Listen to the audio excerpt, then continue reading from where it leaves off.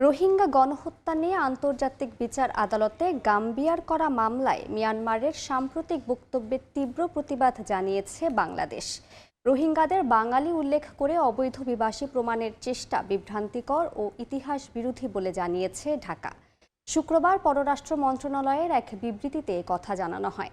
বাংলাদেশ বলছে তাদের বাঙালি আখ্যা দিয়ে সন্ত্রাস বিরোধী অভিযানের নামে 2016-17 সালের সহিংসতা ও গণহত্যার বৈধতা প্রমাণের চেষ্টা করছে মিয়ানমার।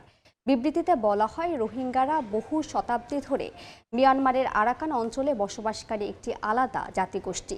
একই সঙ্গে 8 বছরের বেশি সময় ধরে প্রত্যাবাসনে গড়িমসি করে মিয়ানমার দ্বিপক্ষীয় চুক্তি ও আন্তর্জাতিক আইন লঙ্ঘন করছে বলে দাবি করেছে বাংলাদেশ। এ ধরনের বিভ্রান্তিকর বক্তব্য ন্যায় বিচার ও স্থায়ী সমাধানের পথে বড় বাধা বলে বিবৃতিতে জানানো হয়।